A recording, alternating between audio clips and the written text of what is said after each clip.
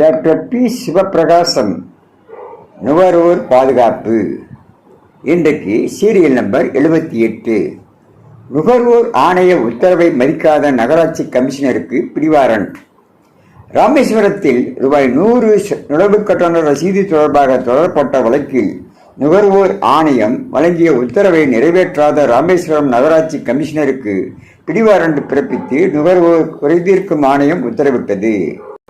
திருநெல்வேலியைச் சேர்ந்த வழக்கறிஞர் பிரபாகர் 2022ஆம் ஆண்டு பிப்ரவரி 13இல் ராமேஸ்வரம் கோயிலுக்கு குடும்பத்துடன் காரில் சென்றார்.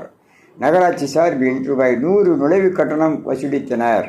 அவருக்கு வழங்கப்பட்ட ரசீதில் கமிஷனர் கையொப்பம், வசூலிப்பவர் கையொப்பம் மற்றும் ஜிஎஸ்டி எண் இல்லாமல் இருந்தது குறித்து அவர் கேள்வி எழுப்பினார்.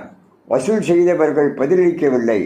இதனால் வழக்கறிஞர் பிரம்மா மூலம் திருநெல்வேலி மாவட்ட நுகர்வோர் குறைதீர்க்கும் ஆணையத்தில் வழக்கு தொடர்ந்தார்.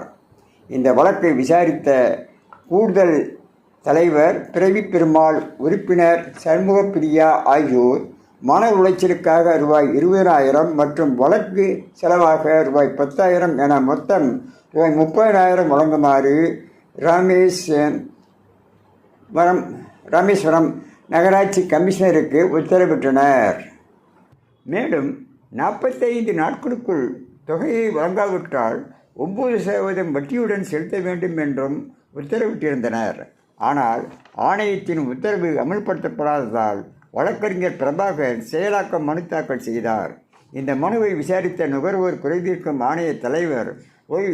கிளாஸ்டன் பிளண்ட் தகூர் மற்றும் உறுப்பினர் எம். கனகசபாபதி ஆகியோர் ராமேஸ்வரம் நகராட்சி கமிஷனருக்கு பிடிவாரண்ட் பிறப்பித்து உத்தரவிட்டனர். வணக்கம்.